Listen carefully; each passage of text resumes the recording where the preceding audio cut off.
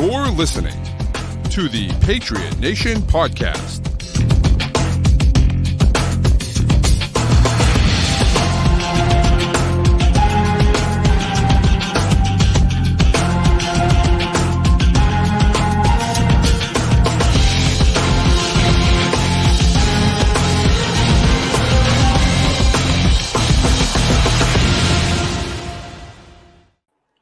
Hello and welcome to the Patriot Nation Podcast. I'm Matt St. Jean. We got a little bit of a weird schedule this week. Pat is on vacation.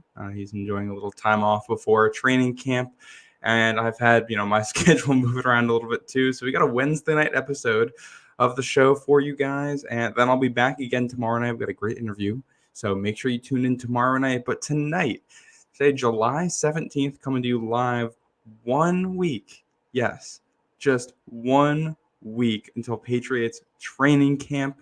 We're going to be talking about that. We're going to be talking about some other NFL news on tonight's episode. But just remember, this podcast is sponsored by Prize Picks and Game Time. Go use code CLNS in either spot. We'll have more on that later in the show. But let's start with probably the biggest news in the NFL this week. There's a lot of rumors around this. All offseason long. Feels like we've kind of been building to this point out in the Bay Area. The defending NFC champions, their star wide receiver Brandon Ayuk officially requested a trade. This has been kind of in the works for a while now. Deebo Samuel had also requested a trade previously. They drafted Ricky Pearsall, wide receiver out of Florida, in the first round. So clearly the 49ers kind of anticipating this. So, this is, I don't think a shock to anyone the way this has gone. Brandon Ayuk is entering the last year of his deal. This is his fifth-year option as a former first-round pick, a guy who has really blossomed in that Kyle Shanahan offense as a do-it-all number one receiver. So we're going to talk a little bit here about the 49ers and what this means for them, what Brandon Ayuk is, and then potentially, what things could look like for the Patriots if they are interested, which it sounds like they are. So Ayuk out of Arizona State actually played with Jaden Daniels at Arizona State. We all know New England's history with receivers from that school, but this is a guy who, came out strong in his rookie year. Had about 750 yards receiving as a rookie, and that was with only playing in 12 games that season. So averaging 62 yards per game as a rookie, which is pretty good. Right off the bat, playing pretty well there as a rookie. And then he's only built on it, increasing the total to 826 yards the year after. Then he surpasses the 1,000-yard mark in 2022. In this past season, almost over 1,300 receiving yards, throw in, 7 touchdowns. And he was the guy that made this. I can't say he made the offense work with all the other things that they have going on in San Francisco. He's a huge key piece for this offense.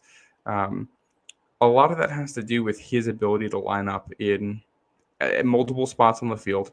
So he can be a dominant X receiver. About 3/4 of his snaps came from out wide. He can beat press, and he can be a deep threat from that area of the field. But you can move him around. You can put him in the slot. We like to see, you see it all the time with the San Francisco offense in the Super Bowl. They like to do cut splits. They call it tight splits, you'll hear, meaning that they're going to bring all of their receivers close to the ball and condense that formation as much as possible. And he's very comfortable from there, too. Routes with a two-way go, he can dominate on those. So, Ayuk is an elite receiver. And, one of the things that really stands out with him when you watch him play is his hands. Brandon Ayuk does not drop the ball very often. He's got a huge catch radius. He's a big receiver out there. Don't forget about that. It's listed at just 6 feet tall. He's got a nice big wingspan. He plays a lot bigger than that. Physical, he'll get after it in the run game. If you go back to the start of, I believe it was the 2022 season, in week 1 in the game in Pittsburgh. This might have been this past season, actually. I think it was this past season, now that I'm saying it out loud, where there's a great rep of him just blocking somebody basically the length of the field, which we all know that's an easy way to win over a coaching staff, is to get involved in the dirty work in the running game. And he has been excellent with that. So for San Francisco, they're kind of a cap crunch right here.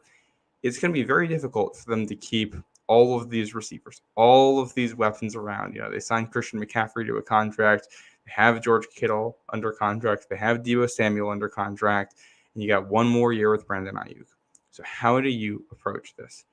From my perspective, the right way to handle it for San Francisco is to try to move Deebo Samuel and to try to lock up Brandon Ayuk for as long as you can. Deebo Samuel is an elite playmaker, an incredible threat with the ball in his hands, somebody who has had an injury history in the NFL, somebody who is not necessarily the best separator against man coverage.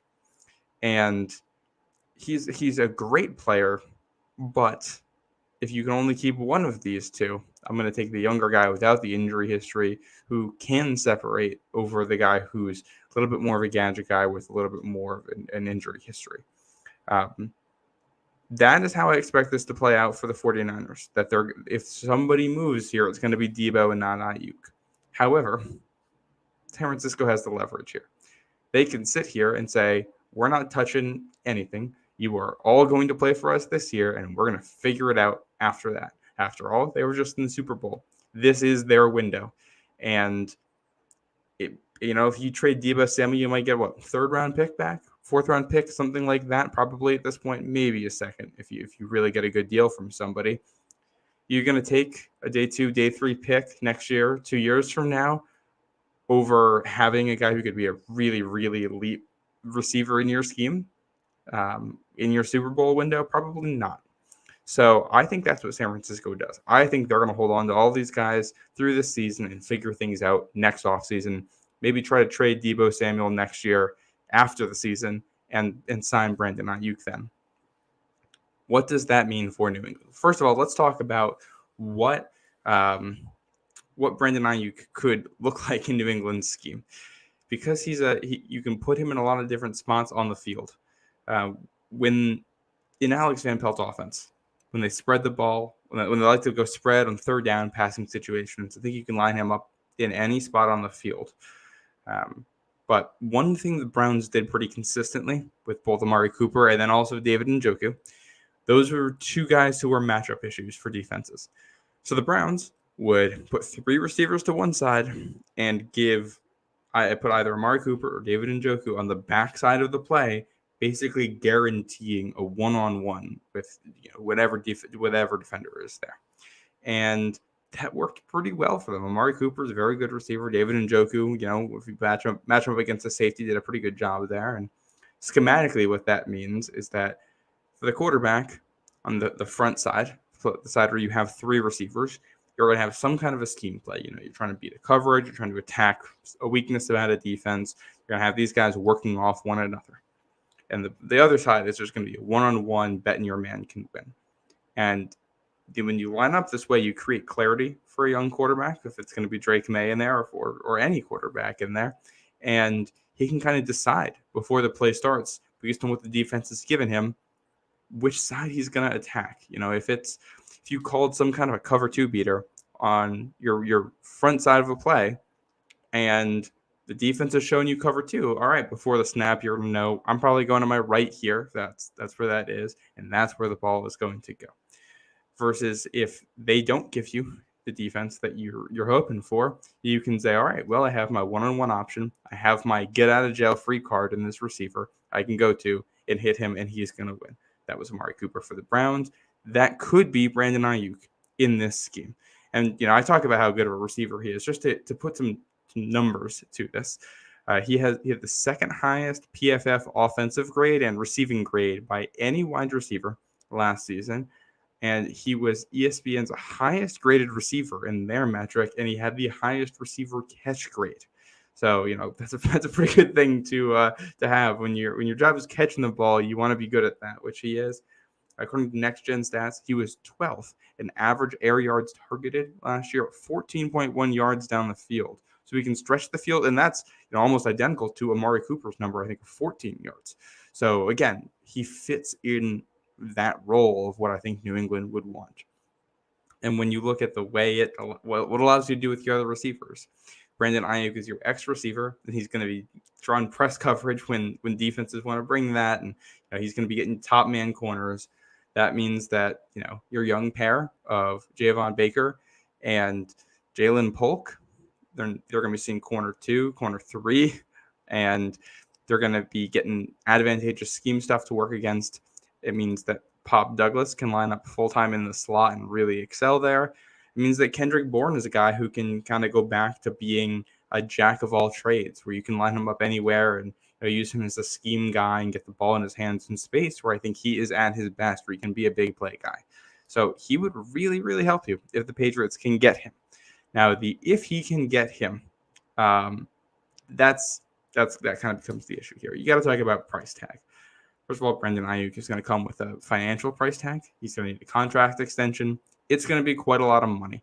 I don't know if it's going to be Justin Jefferson money, but he's going to want something, if it's not in that tier, a half tier down from that.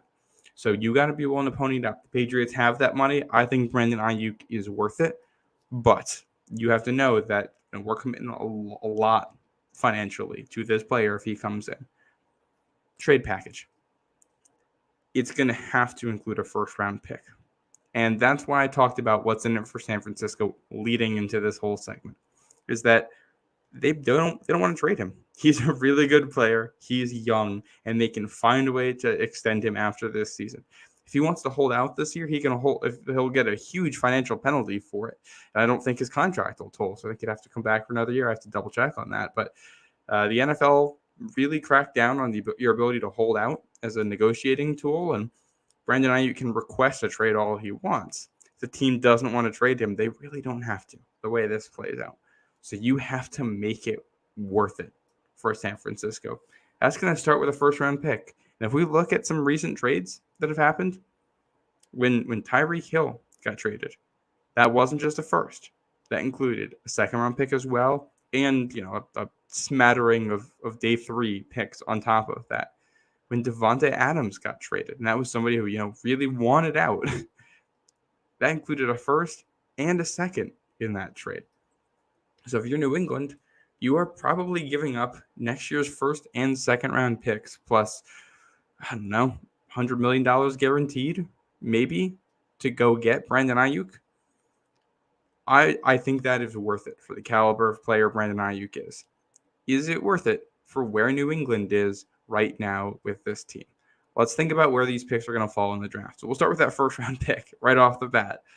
Right now, that if you look at projections, that's going to be a top 5 pick. You add Brandon Ayuk, that's going to change. It's not going to be a top 5 pick, at least in all likelihood, unless things go seriously wrong. But you can add Brandon Ayuk and still not be a playoff team.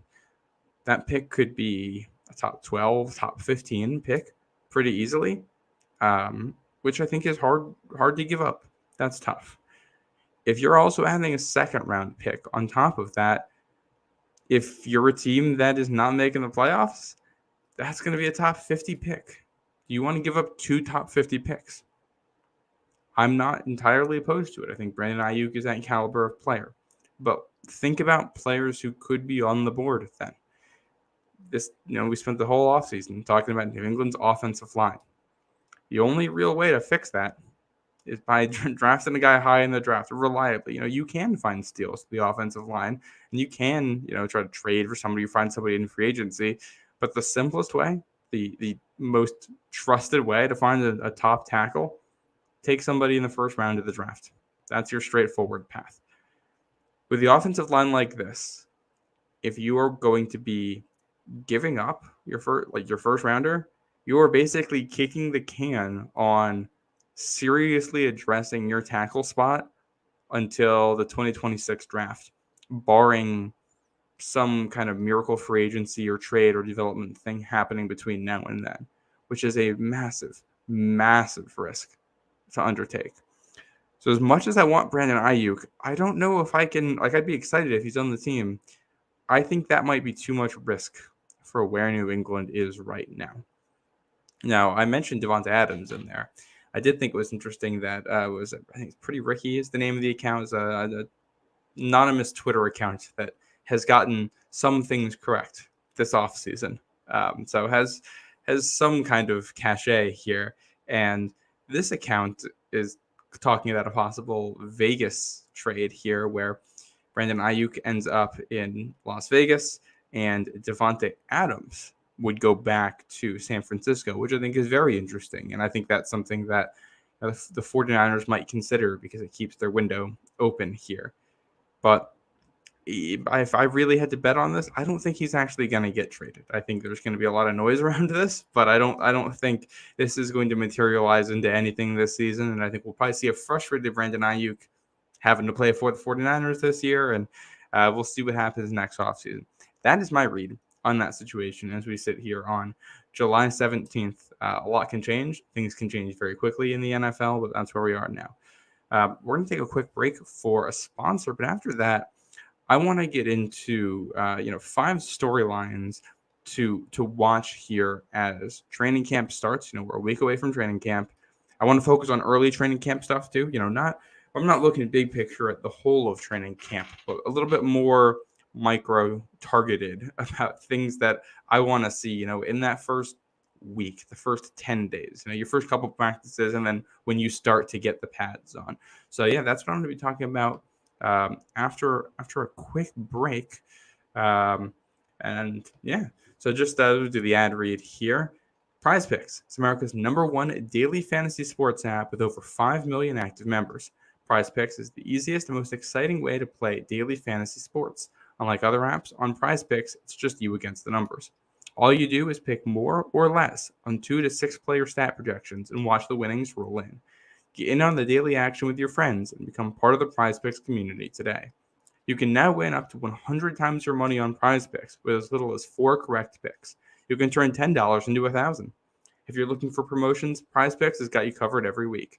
From lowering select player stats projections on Tuesdays to help your lineup hit, or getting your entry fees back if you have a losing lineup on Fridays. This week, I have Bryce Harper for more than 2.5 bases and Jose Ramirez for more than 1.5 bases. Download the Prize Picks app today and use code CLNS for a first deposit match up to $100. That's code CLNS on Prize Picks for a deposit match up to $100. Pick more, pick less. It's that easy. Before you then do this, I had one other stat on Brandon Ayuk. I just wanted to get out of the way here. We'll talk about how good he is. 4 years in the NFL. Brandon Ayuk has 3,931 career receiving yards.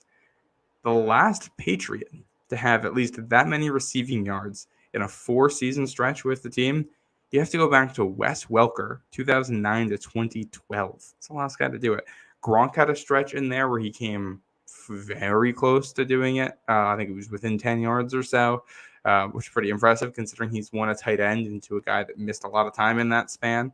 But yeah, I think that tells you the quality of the receiver that could be on the market here. If Brandon Ayuk were to come to New England, he is the best receiver New England's had since at least Brandon Cooks, at least Wes Welker, potentially Randy Moss. That's where we're going back to. He's not as good as Randy Moss, obviously, but he's probably closer to that than Brandon Cooks with the way he's been able to produce in the league and at his age, and his ability to stay on the field. He's a bigger guy, so yeah, would be a great fit in the scheme. Guy who could help in the running game, stay on the field all the time, do everything you want for a receiver.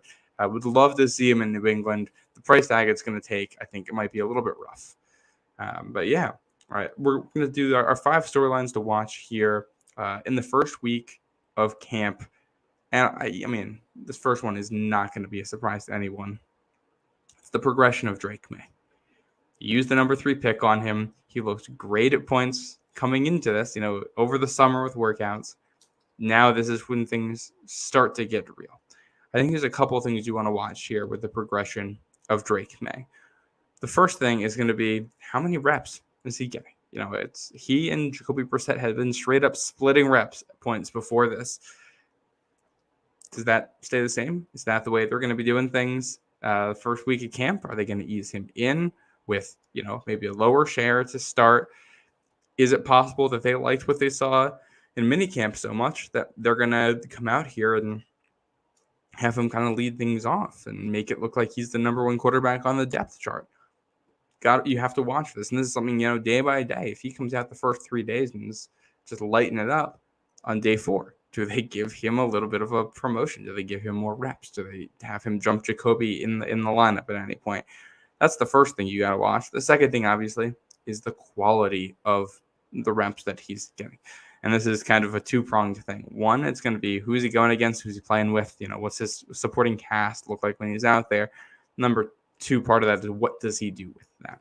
So, if they have Drake May getting a lot of reps out there and getting a lot of work, but he's working with the number 2 offensive line and the number 2 receivers against the number 2 defense, that's a very different scenario than if they're making sure that both he and Brissett are getting real reps with the top offense against the top defense. So monitoring that and the way that changes throughout camp, especially in the first week, because that's where you set the tone for everything, is going to be huge for May. And if he can kind of earn promotions to get harder work against harder defenses, that's what you want to see. That's why you use a number 3 pick on him, because you obviously believe that he is more than capable of doing that. And then it's how does he actually look when he's out there? If he's going against the number 2 defense, can he shred them like he's capable of doing? Can he go out there and light people up and make plays that make you say, wow?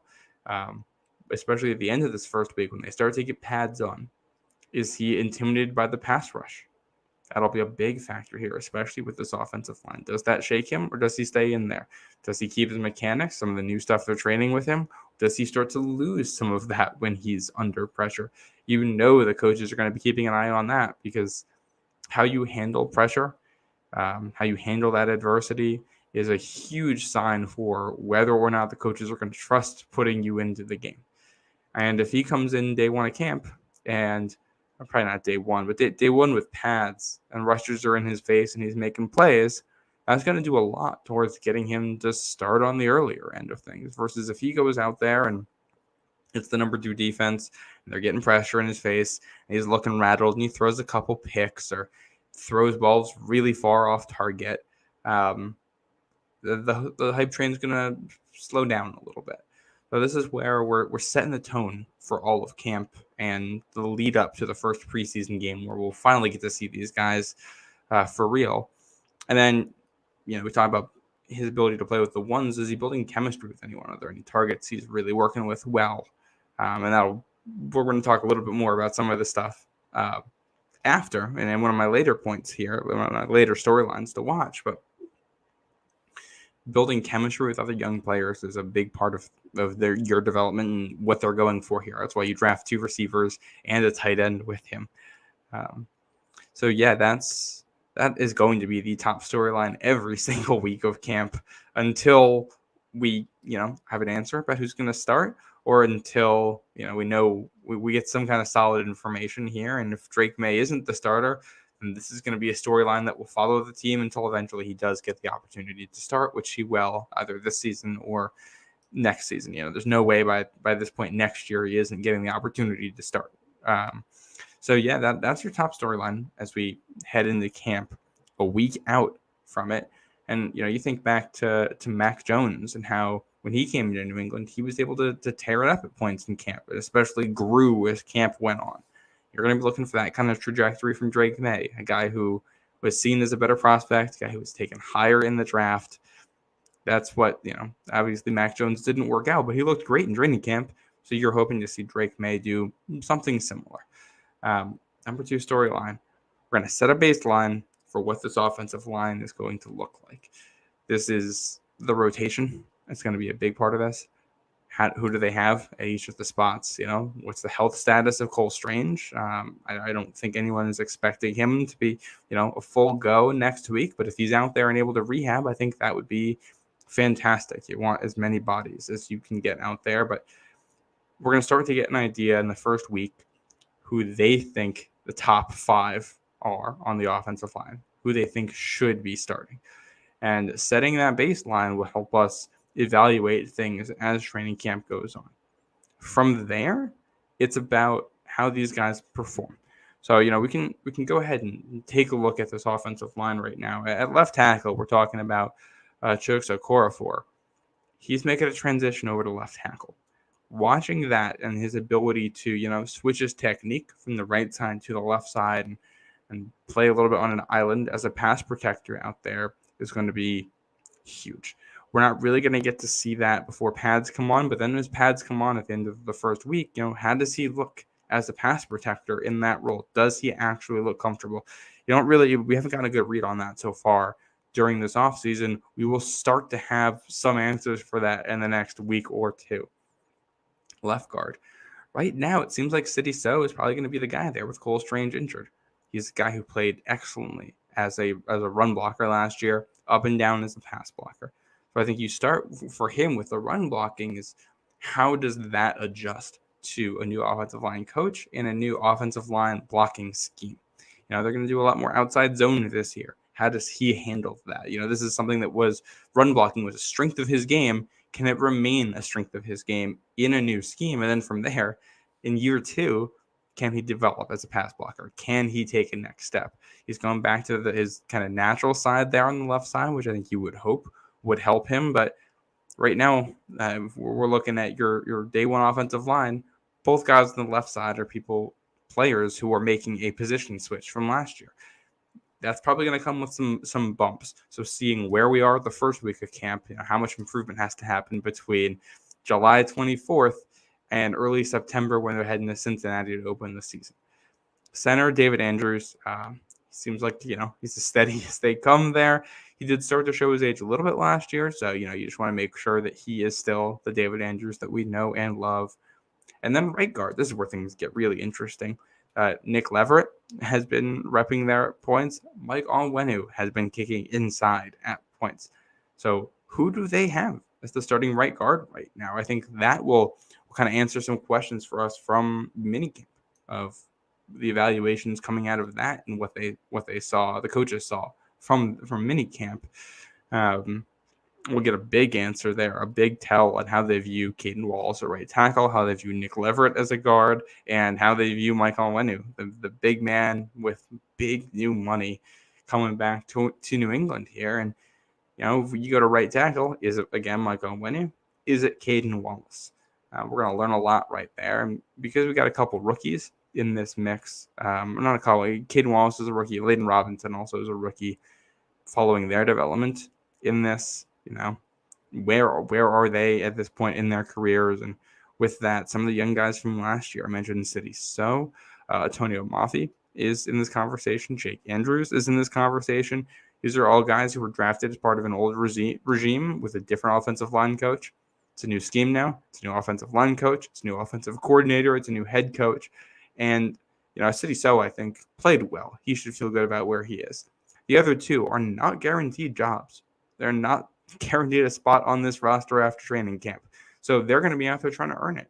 That backup center job, there's an opportunity there for Jake Andrews and Antonio Mafi, who apparently was also repping there at points. There's a guard spot open right now with Cole Strange injured.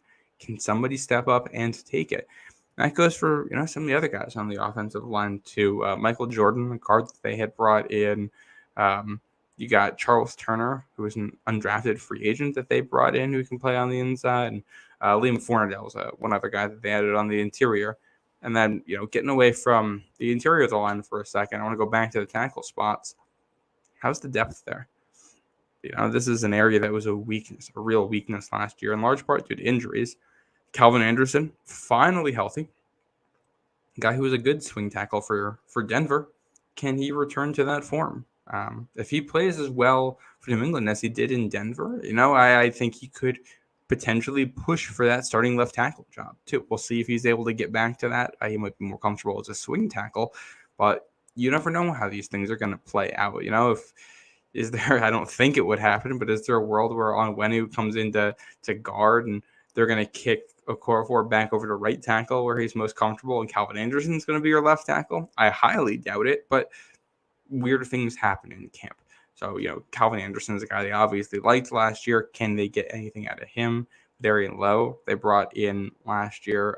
He struggled at points, but, another year of growth for him. Tyrone Wheatley Jr., who never played for them last year, who they also brought in the Pierre Strong trade. Can they get anything out of him? And then you have an undrafted free agent in Zuri Henry down the depth chart. That's a tough spot to break in as an undrafted free agent, but with the state of the depth of this line, there is an opportunity for a job to be won. You're not going to get the starting job. I highly doubt that.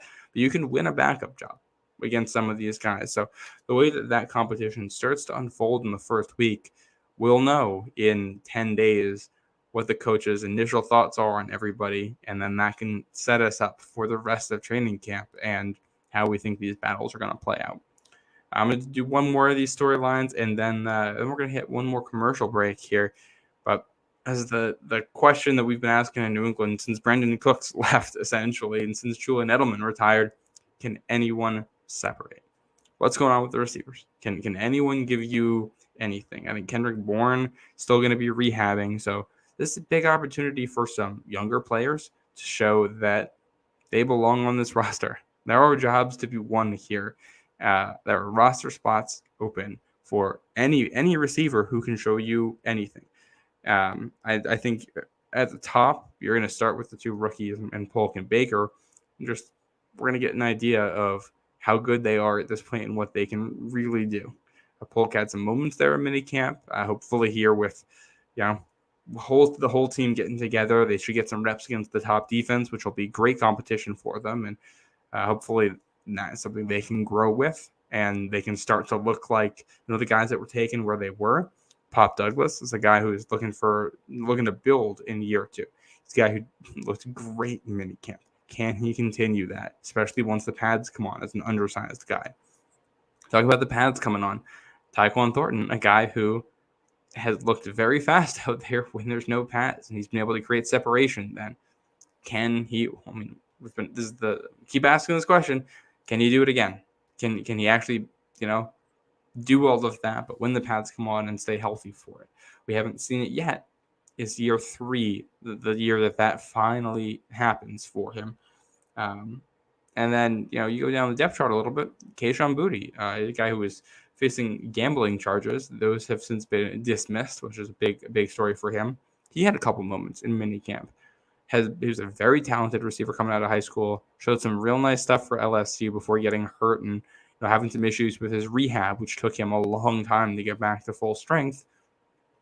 This is where you got to put it all together.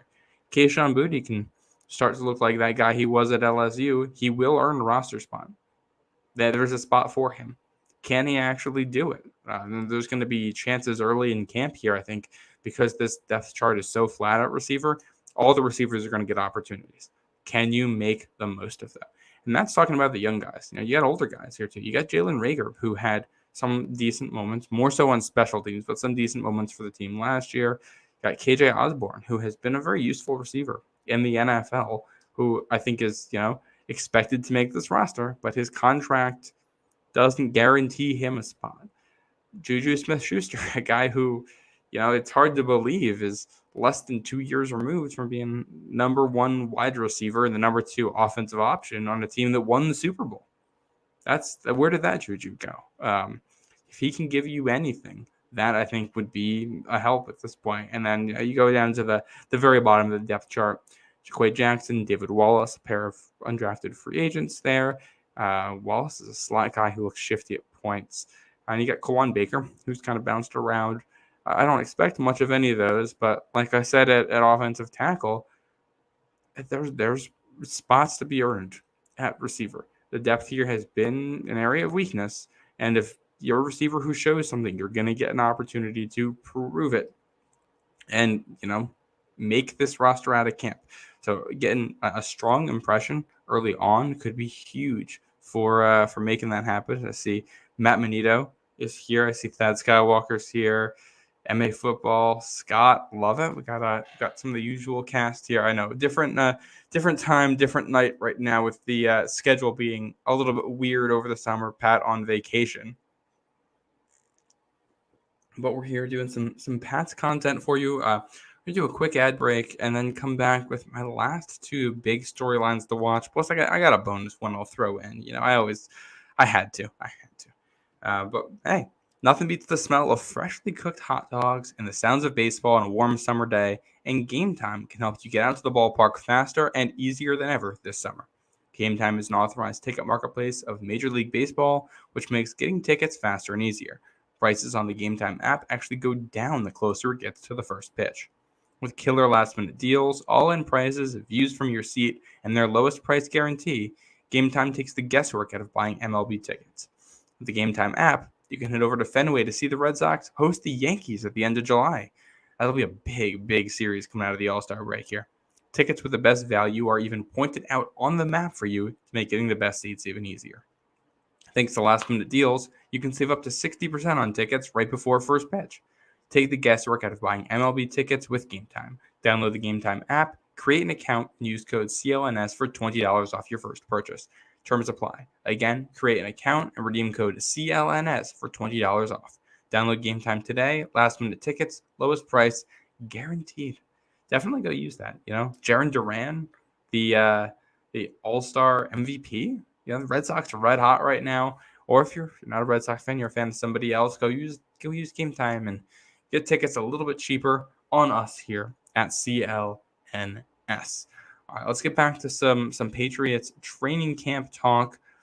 We got two more points, two more things that I'm looking for here. Storylines that I'm watching the first week of camp. This is one that Pat and I have talked about quite a bit the last couple weeks, and I think is a story that's going under the radar, but could become a big thing, and that's what is the cornerback rotation look like on this team. Your number one spot should be locked up by Christian Gonzalez. You would expect the number 2 spot to be locked up by Jonathan Jones. After that, it's kind of a free-for-all. The corners that they have on this roster, you've got Austin Alex, you've got Marco Wilson, you've got Isaiah Bolden, you've got Marcellus Dial, you've got Shaun Wade, you've got Mikey Victor, you've got Azizi Hearn, you've got Caleb Ford Dement. Some of those are undrafted free agents, but they got a rookie in Marcellus Dial who's going to be vying for a spot. Isaiah Bolden was a day 3 pick last year who had some flashes during camp. Shaun Wade is a guy who played well for them when asked to play last year. I realized I forgot Marcus Jones, I think, in that list. So Marcus Jones as well, guy who was a 3rd-round pick in 2022 and an All-Pro on special teams. A guy who he's looked good on defense, was injured last year, and you think he's going to be the top dog for that 3rd corner spot, but this is not a guarantee. Alex Austin gave them some really good snaps last year. He played well in that Buffalo game, and as part of the crew on defense, he seemed to buy into his role pretty quickly and understand what was going on. Marco Wilson is a guy who's bounced around the league a little, but he clearly has talent. And even some of the undrafted free agents are guys who we heard them have some good moments during mini camp. So I want to see what this rotation actually looks like. To start, we get TJ in the chat. Says, I wonder what the future holds for Shaun Wade. He's held his water at times.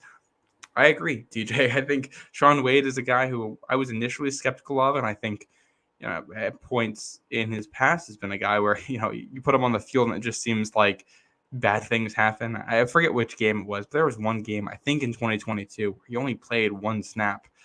I think he only played 1 snap, and he was targeted on that 1 snap, and it was a touchdown, and that was it for him. And I thought Wade played much better last year compared to that. The guy who has talent, he was heading into that draft. He was projected as a 1st-round pick, had a little bit of a position change in the Ohio State defense, had a rough time, falls, goes to Baltimore, played really well in the preseason, but they don't have a roster spot for him, so they end up trading him to New England, and he's kind of just been on the periphery of the roster ever since then. So if he can find a way to be a contributor, I think that would be huge, and he's earned the right to be in this conversation. But even just the order of how these guys are going to line up when they go with their base nickel defense out there, who is the 3rd corner, and where does he line up, I think is another thing. Marcus Jones, despite his size, is I think a little bit better as an outside corner than an inside corner. And does that mean that is your starting defense going to look like Jonathan Jones in the slot, Christian Gonzalez outside, and Marcus Jones on the outside on the other side? Are they going to do Are they going to do something like that, but with Alex Austin on the outside? We saw Isaiah Bolden playing in the slot in minicamp. Is that something that they are going to try out here? Isaiah Bolden in the slot with Gonzalez and Jonathan Jones outside. How they rotate that 3rd spot, I think, is going to be big. When they go 4 corners, what does that look like? And then obviously, who gets left out as we filter things down? Where do players line up? Because you're probably going to have 5 or 6 corners making this team. And if you want to be corner 5 or corner 6 on this roster, I think you're going to have to play special teams very well as well, which is a big nod in favor of Isaiah Bolden. That's an area where I think he's played well. Marcus Jones obviously is excellent on special teams. He's making this roster for that, even if he isn't good at the other stuff. Marcellus Dial has the body type to be excellent on special teams. Sean Wade has played special teams. You got a lot of guys who can contribute there. Alex Austin, Marco Wilson. So, part of that corner rotation is going to be monitoring which guys play in the special teams units, how they play there as we start to sort out this battle. But we're definitely going to be watching that rotation. And then my last point here, it's the kicker battle. Yeah, first week of camp. Let's talk about a kicker battle. Chad Ryland, obviously, outside of an amazing kick in Denver on Christmas Eve, has been underwhelming, I think would be the kindest way to describe his performance. Last year, he has been up and down in minicamp, it sounds like. So, the Patriots might not have their opening day kicker on the roster right now, because right now it's Chad Ryland and Joey Sly. Those are your 2 guys. Ryland is, he's going to have to earn this with how he performed last year. Joey Sly is not some, high-level NFL kicker either. So how do these 2 look? What is the status of the kicker competition? Do they both come in and play well? How do we see some development from Ryland, some veteran experience from Sly? Does one of those guys clearly look like the better kicker? Does one of these guys look like an NFL kicker and the other one doesn't? And then obviously kind of the nightmare scenario is if neither of these guys look very good. If they don't feel like they can rely on either one, and it's late July, and you are still searching for a kicker. That's not a situation you really want to be in, but if that's where they are, you're going to start to find that out, I think, early with these 2 guys. I'll be watching that. Those are my top 5 storylines as we count down the final week to camp. I'll throw in one last one before wrapping up the show here. And that's just a general watching the undrafted free agents. There's always at least 1 or 2 guys in that group who, try to give you a real shot at making the roster. I think it's going to be tougher this year because, we got a lot of rookies, got a lot of young guys from last year. Not going to be as many spots, I don't think, for an undrafted free agent, but can some of these guys do something? Jotham Russell is a name I'm looking at from the international player pathway. If he's a rugby convert, he's a big dude, 6'4", only 239 pounds, a little bit undersized for a defensive end, right, where he's listed. But guy with a rugby background who is that size, I imagine would be an excellent special teamer. So I think when you look at undrafted free agents, that's the guy I'm looking at. Is he good enough at something? Does he show you enough to be worth keeping around as a developmental player? I think that could be a really, really fun story for this team. I think you got some undrafted free agents at running back too. Deshaun Fenwick, Terrell Jennings, who will have the opportunity to battle for some roster spots. And depth at linebacker and corner. Caleb Ford Dement, Del Pettis at safety, Mikey Victor at corner. And Steel Chambers, a great name at linebacker, and John Troy Hunter was an undrafted free agent people liked as well. So some of the names to watch there as we look at the undrafted free agents. And, do we have a new streak that starts in the Elliott Wolf, Gerard Mayo reign? But yeah, I think that's going to do it for tonight's episode. That's where I'm at on July 17th. I'm going to be back tomorrow night with another live show. We got a fun guest coming on. We're actually going to be talking about the new kickoff rules in the NFL, breaking that down. So be on the lookout for that. Pat will be back next week, and we'll be ramping right up to the season from there. Things are going to move pretty quickly. The next thing you know, week 1 will be here, and I cannot wait. But yeah, I am Matt St. Jean. This has been the Patriot Nation podcast, and thank you all for listening. We'll see you next time.